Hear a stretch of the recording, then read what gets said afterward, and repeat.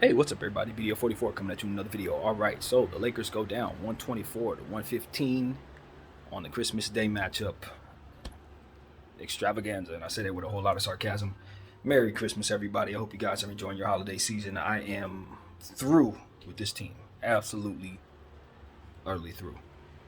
I want to keep a good, positive, you know, energy. I know everybody's with their families, having a good time. Maybe you're watching this expecting a certain type of rant. I don't think I'm going to have that type of energy today because it's Christmas Day. But the Los Angeles Lakers gave us a whole lot of coal and they were the Grinch and all of that, man. I'm going to tell you the truth. I actually sent something to Jeannie in her comments on her latest post. And I told her I think this team has reached a new low. I hope she's having a good Christmas, better one than mine, because this team has frustrated me, and I don't understand why we're running small ball. When it didn't work last year, why are we running it this year? And I posed that question directly to her specifically, very specifically, because I don't want to guess who to blame for these issues in regards to this team anymore. The environment in place by these Los Angeles Lakers is essentially one that you have to guess who to blame for the problems at hand. There's always something that you have to say, nah, maybe it's not that person who called the shot. Maybe it was this person who called that shot. I don't know. I don't think that was a coach's decision because that didn't really make sense for the coach to actually want to do that. And this is where we are in regards to small ball. Small ball on Christmas Day. After we literally just watched 3 games in a row where we ran the same style and it went the same way on a Christmas Day matinee game. Or rather, it's not matinee. Is it matinee? Yeah, matinee's in the morning. In a Christmas Day morning game, matinee game, we found ourselves in a situation where we were going up against Luka Doncic, one of the greatest players in the game. He happens to be, 6'9", 6'10", 250, something like that. Very, very big person. Very big person. And a guy by the name of Christian Wood, who's about a 7-footer. Right? Christian Wood? We know Christian Wood. He's from Long Beach. It's Christmas Day. If you watched my video earlier, I told you, the guys from LA, they're probably going to want to play well because even though this game is in Dallas, there's a couple guys on this team who have big roles, are from Los Angeles, and they're going to want to play well for their families. I said this. Christian Wood put up a line that's bigger than anything I could even recite right now, but I know he had about 4 blocks, 2 steals, and I said he wasn't a good defensive player, so I'm assuming that message may have gotten him somehow. Maybe it didn't. But he decided to play some defense, obviously, tonight. And everything else, I mean, you got to give him credit for getting 7 assists. I think he had 8 rebounds. I never known him to be a playmaker. I don't remember how many points he had, but I'm pretty sure it was above 30. Probably about 30 points. And then, Luka Doncic is going to chip in with even bigger numbers because he's Luka Don. So he came out of there, I think it was like 38, 9, and 9, and some other stuff too. It's bad enough that our team is not very talented to begin with. But when you leave us with a size disadvantage with Patrick Beverly and Dennis Schroeder, we don't have a chance. We don't fare well when we go small. And what our coach did tonight was go small to start the game, and we got off to a good start, which I knew was a bad thing. Because LeBron James got off to a quick and early strike of 8-something. I think it was like 8 points. Also, we had a 3 hit by Lonnie Walker. And I believe Thomas Bryant scored 3 buckets. Now, you guys, if you follow my halftime video, you know I didn't see this. I was more so able to follow it via the stats and everything else. But I was having link issues in the first half. But I didn't in the second half. I was able to catch very much a good portion of the game in the fourth quarter, particularly. The third was kind of iffy, but I was following it extremely close, and I know what happened. 51 points. I don't think the Lakers have given up 51 points in a quarter in the time that I've been doing this on this channel. And all the times I watch these, I've been doing this for 2 seasons. This is my 2nd season. I follow every Laker game, and last season I followed all of the playoffs, stat by stat, game by game, all 82. Maybe you missed a game or 2. I don't know. The point is, this I didn't see. A 51-point quarter given. I don't remember seeing the Lakers give up a 51-point quarter on any day, but definitely not on a Christmas Day game. A Christmas Day game, you're going to let yourself give up 51 points? And what was going on when we were giving up those 51 points, y'all? What was happening? Well, because we had that great start with our starting lineup that always comes out and has a slow start, our coach just said, hey, that was working, of course. So let's come out in the third quarter with the same small lineup. And that's what happened. You saw Patrick Beverley foul a lot. And you saw the Dallas Mavericks shoot a lot. And as a result, we found ourselves having already been down by, I believe it was 11 or 12 at the half. We found ourselves hovering around 12 to 13 point deficit throughout the most of the third quarter until about the 4-minute mark when he subbed Patrick Beverley in, and then the score just went all the way up to 22. So I think they ran it up. As soon as he subbed in, they just scored like 10 straight points, something like that. So, like, it's right there. I said it in the Charlotte game. I'll let you guys know how that went. Same dynamic. He puts those two guys on the floor at the same time. Usually puts them on the floor with Lonnie Walker to make it worse. Tonight he did it even worse. Tonight he said, oh no, we're going to quadruple down on this stupidity. We are going to put Austin Reeves in this lineup. Okay? With Lonnie Walker, Patrick Beverley, Dennis Schroeder, and LeBron James. Against Christian Wood, who's going crazy on both sides of the floor, 7 feet. Luka Doncic, who's going crazy, both sides of the floor, at like 6'8", 6'10", but bigger than most. And then all the other guys that they got who were killing us as well. Reggie Bullock, who's like 6'8", 6'7", long arms, defensive, shot the ball extremely well. Got to give him his credit. Was killing us. Dinwiddie had about 8 points to chip in. They had other players on their bench chipping in here and there, giving them just enough. And then, of course, Tim Hardaway, shooting with so much confidence because, of course, he was left open. And anytime anyone was contesting his shot, they were coming up to about here to him. And this is the thing that Darvin needs to understand. There's no advantage to having good defensive positioning if the players who are guarding and defending aren't able to actually contest the shot itself. If it's going up and they can just see straight over the guy, then what is them being there actually doing for you? See, the argument is that Patrick Beverley is going to help everybody be in position. But if everybody Patrick Beverley's next to is just as small as him, how the hell does that help us defensively? It does not. Absolutely does not. So this is why I've come to the conclusion as I was sitting there watching my team do the exact same thing they did 82 games last season. Right now, and then we get to sit here and look at the coach. Like, why are you doing this, coach? And then I realize, no. You got me with that last year with Vogel. You got me with that. I bought that last year. This year, I think differently. I'm looking at other stuff in life differently. So you know I'm going to look at the stuff that I've been looking at all my life differently. And this time, I see it differently. So I pose a question. Why are we trying to look like we are a worse basketball team than we actually are when Anthony Davis is not available to play for us? That is the question I posed to Jeannie Buss at this time. What is that about? Is it about the leverage that you have for him in regards to how much importance he holds to our team? Because you get to sit up and say, well, see, he's the MVP of the team because we cannot compete without him. But see, that cannot part, I know better. There's going to be a lot of people who aren't going to know better. They're just going to say, the Lakers didn't play well. Damn, they suck. What else are they supposed to do? I know what you're supposed to do. I've been telling people what you're supposed to do for the last couple of days.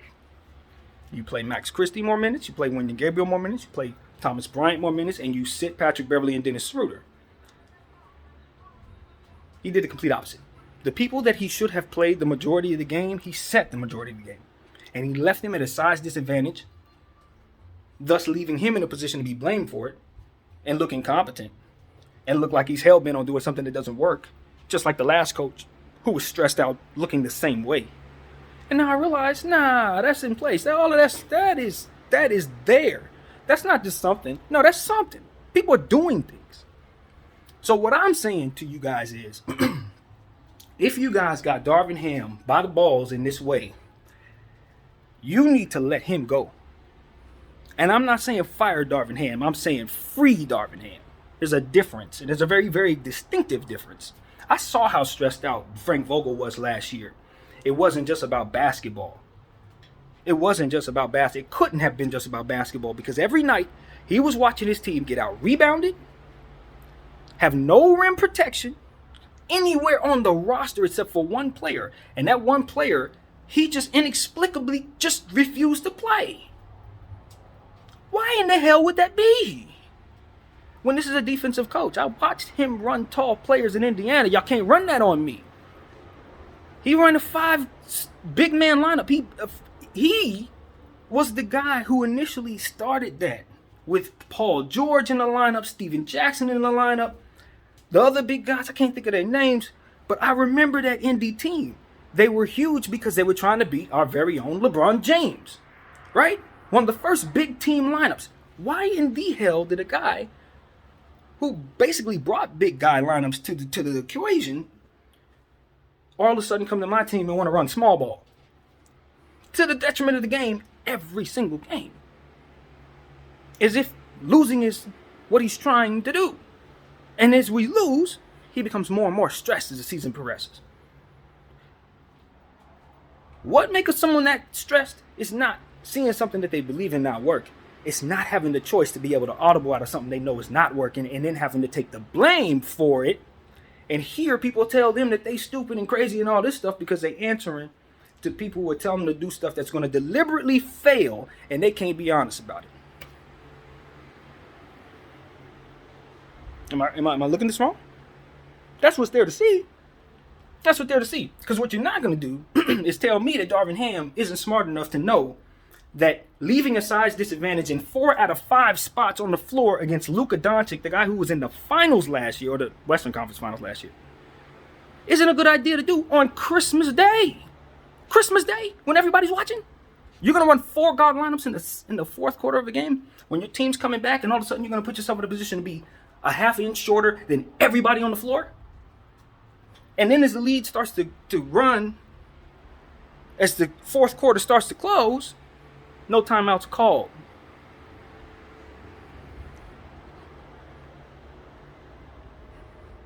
I'm not certain that I'm not stupid, but I think I'm not stupid. Am I stupid, y'all? I don't think so. So, if I'm to believe that what I'm seeing is what I'm seeing, then I'm going to have to ask people why they're losing games on purpose.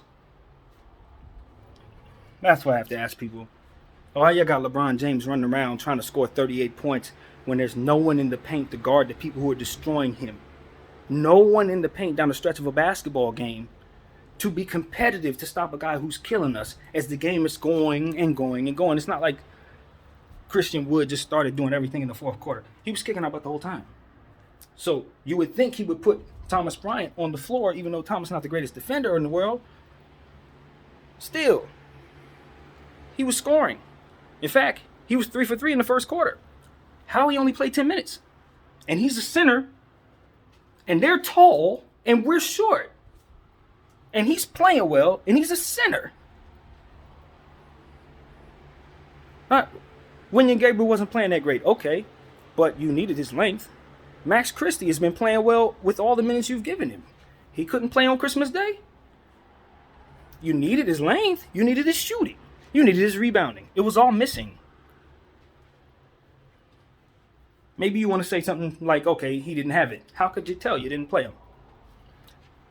Troy Brown. He wasn't shooting with a lot of confidence out there. I'm not going to lie. He didn't look his best. But I don't think we've instilled a whole lot of confidence in him either. If the coach was leaning in on him like he's leaning on Patrick Beverly, maybe we see a little more out of him. I don't know. I think I do, though. I'm not sure. Because you can't be sure with anything in regards to this team. That's the point. So for me, it's just like, all right, as it pertains to this squad, I don't know what caused Anthony Davis' injury. No idea. I don't know how long he's going to be back. I know they're talking about rushing him back, which seems unwise. I know that. LeBron James is locked completely in, and the only thing I honestly want to do for him is trade him away so that he can be liberated from this mess that I'm stuck to as a fan. It's God's honest truth. I want to liberate him and his fans who've stuck with us with this bullcrap and send them on their way to a place where they can actually succeed, and I will be rooting for them as long as it's not the Clippers or the Celtics. But that's truly how I feel, man. He's been good. Over the last 3 weeks, he's been good. I know he probably created this with his clutch management, all that. It's cool, whatever. We don't like some of the stuff that's happened, but we got us a championship. I think it's fair game. I don't have to be happy with how things turned out. I just got to know when to cut the chain. I just got to know when to stop this. And we're there. It's time to stop this. You know what I'm saying? And I think he can still win. That man scored 38 points on Christmas Day. He can win. Don't get it twisted. He can win. So I want to ask the NBA to amend LeBron James being stuck on this team. If anybody deserves to be liberated from this situation, it's the guy whose name is LeBron James, who's been carrying this league on his back for a little while now, to say the least.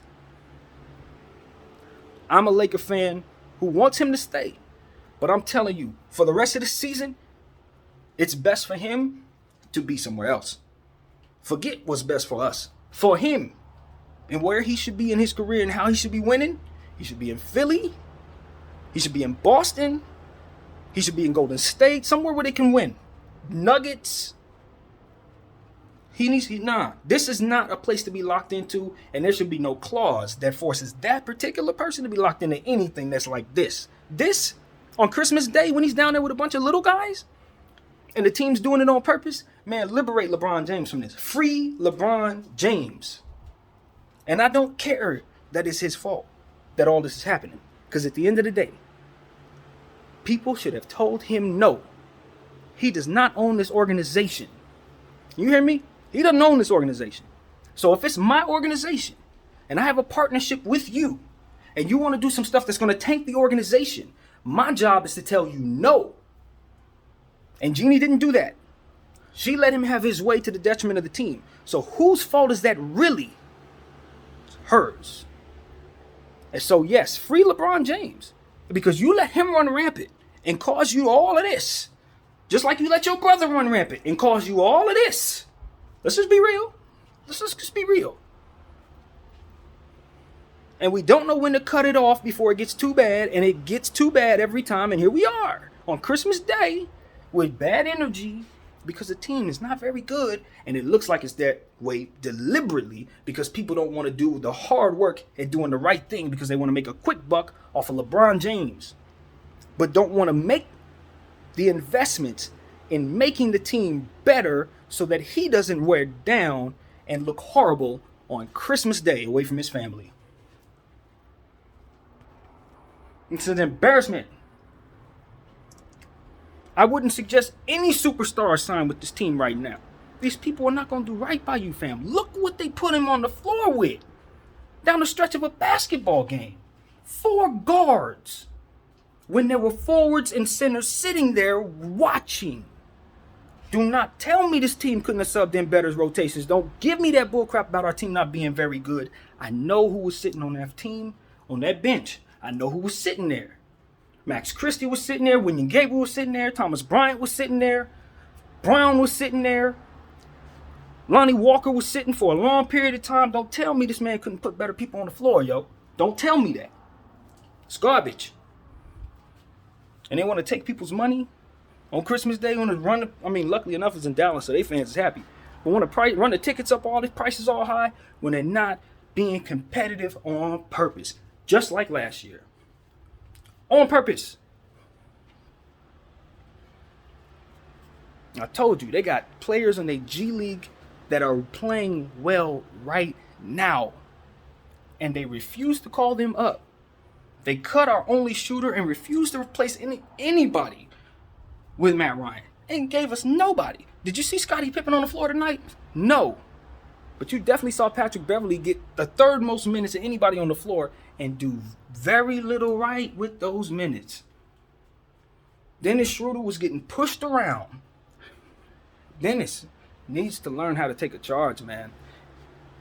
There's advantages to being smaller than people. When the big guy is coming at you, and you know you about as big as me, You don't need to be jumping at all. The only thing your mind should be telling you is stand still outside of the cylinder, draw the charge, fam. That's it. Because some of that stuff I saw down there, that's not how small dudes handle themselves in those situations when you got a guy coming at you. I've been in the league for 10 years. You've been your body size your entire life. What the hell? On Christmas Day, I'm watching Christian Woods come straight at you, no charge call, nothing. You getting called for the foul. What? Like, these are the type of things I'm like, I ain't got no patience for this, man. And you want to play this dude like 30 minutes? And you sitting the young players, Max Christie, who's like 6'8", who has the length to guard all these people and the shooting ability to keep up? We can't even shoot enough threes to keep up with this team. Didn't I tell y'all that's what I saw in the pregame video? I'm like, look, we don't fare well against teams that shoot volume because we usually are too careful to shoot the ball that much. If we do shoot too much, it's not going to work. So we found ourselves in that situation. We only attempted 20-something, only hit like 8 of them or whatever it was. They hit a bunch, just clearly. They hit a bunch. You know what I mean? They got real shooters. Players that we once had on our team, some of them. You know, you look at JaVale McGee. He's sitting over there. Barely even has a role. You think he could have helped us tonight? You remember we traded him to Cleveland for like literally nothing? Like literally nothing. I don't remember what the hell it was. It wasn't anything we could use. Like, what the hell, man? And these people who made these decisions are still in place. They gave away JaVale McGee for nothing, gave away Zubats for nothing, and then proceed to let Drummond walk for nothing. Didn't we trade Harrell for very little? What did we trade Harrell for? He was in the Westbrook trade, right? Yeah, we just threw him in the Westbrook trade. We could have traded him for stuff by himself. If we would have used him properly down the end of that season, we could have traded him for something that would still be here right now. Like the development of players and utilizing players properly and putting them in rotations that could have helped them look good. That stuff leads to being able to do that kind of stuff. Instead of having to settle on prices or letting people walk because they just weren't very good on your team, in your system. As you run small ball league, making them all look worse and worse and worse. You would think a team that's trying to make trades would see the correlation between running things on the floor conventionally. I said this last night. Running things on the floor conventionally that make people look at least competent. Why would you want to do combo, different things that leave you at such a disadvantage? Even if you think it's a disadvantage that you'd be left with those players that play conventionally, at least you'll see everybody slotted in properly so you can say, this is what this guy does, this is what this guy does, this is what this guy does. In the Lakers situation, they're not able to do that. They can't because everybody's playing out of position. I need some water. This team is running my blood pressure up. I don't even know what to say in regards to this game. Better team obviously won, but it wasn't because this team wasn't able to compete. It was just because they chose not to. Simply chose not to. They would rather gift the Dallas Mavericks and Luka Doncic a Christmas Day game. That's what I saw there. They gifted him that. They gave the man a Christmas Day game wrapped up right under the tree for him. 4 little elves there for him to shoot over. And I tell you, man, I'm watching LeBron James just shoot his butt off. He is just scoring the ball efficiently, picking his spots, getting to the line, scoring. I see Russell Westbrook, he darting into the lane, laying the ball up, stuff like that. And I look around, there's Patrick Beverley, Dennis Schroeder, Lonnie Walker, and all of these guys can be used properly. That's the messed up part about them. I can think of a million ways to use Patrick Beverley just fine in this lineup with this roster. All you gotta do is just do things differently. It's not about the roster is not good. It's fine. The roster is not great, but the players play well when you put them on the floor properly. That's what I'm trying to tell everybody. It's like I've watched enough of this team to know we have lineups that can ball. That's what we do. We really, really do. I'm talking about ball. You saw it against the Celtics. You know what I'm saying? So it's like It's not about us being bad. It's the same thing I said about the Charlotte Hornets, where they stagger certain players out and only want you to see how good they are to a certain degree. Or the San Antonio Spurs, who pretend they're worse than they are and then have Keldon Johnson miss a bunch of shots all day long. Like, these are things that are done purposefully. And this small ball crap, this is the same thing. It's the same thing, yo. It ain't no different. It's taken me a while to see it for what it is, but that's what we're seeing. We're seeing our team purposely throw games. And they're blaming it on the coach, make it look like he's some guy that just doesn't want to run anything conventional and thus makes him look stupid. So you're sitting there calling him an idiot and all this nonsense that's due for what it is that you're seeing. But it's not the people from behind the curtain, as I always like to say, who need to come out and say, yo, this is something we want to do, and we have reasons for wanting to do it. And you're going to live with it, and you're going to buy tickets. That's why I would prefer people act if you have that type of power and you want to do stuff like this. Let me know what you're doing. Don't have me thinking it's something it's not. And then when my brain, a brain that looks at stuff a certain way and deciphers it, finds it, it's like, I'm insulted. Why are you doing this? That's what it becomes. Rather than being confused like most people are. Nah, I ain't confused. I know what I'm looking at. But, this is wrong, though. Put it like this. If my little brain in 2022 can detect this the way that I have, the historians are as well. That's essentially what I'm going to tell you. And people who are paying attention to the numbers closely, and they're going to tell it. They're going to tell.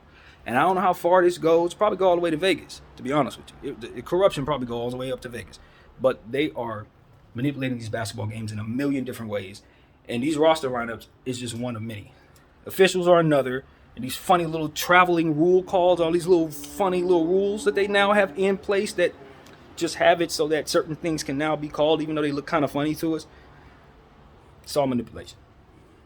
There's just many different points of manipulation, including the media and how they use different stuff. And then they tell you certain players are worth certain things, and then certain teams end up with certain players that just happen to make it so that the team can't function properly. And then that team suddenly is really, really good. And then that team several years down the road ends up getting that player. It's all a science. It's a science, bro. And it's starting to look real WWE-ish to me. That's what I'm seeing. It's looking scripted. And I am not appreciating it because the game of basketball doesn't need that to be fun to watch. And I know they're scared of it going back to the 80s days where the numbers was 79 to 80 and the games was boring. I know they're scared of that. And they love the money that they're getting from some of these dudes who put up these super numbers. I know that too.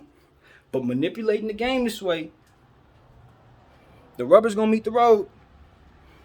Because eventually people are going to understand what it is you're doing. And they're not going to want to buy it. Hence what is taking place right here and now. So the NBA better get their crap together. Put integrity back into the game of basketball. Remove the smut from it, known as what it is that I'm sensing here. Which basically compromises the game in every way, shape, and form. Bring integrity back to the sport, man. It's a science. And one that lives forever. So this era is doing wrong with it. Let's make that very clear. Just like baseball PEDs, no different. Just a bad era. A great sport. You can't sell us bullcrap, man. You can't. You just can't. So congratulations to Luka Doncic. Hope everybody had a fantastic Christmas. But, yeah. I speak. I'm going to tell you what to see. And what I saw was people losing on purpose. That's what I saw. There ain't no other way to put it. After watching 100 plus games of small ball, ain't no other way to put it. People aren't stupid. They're doing things on purpose. BDL 44. I thank you all for watching. Merry Christmas.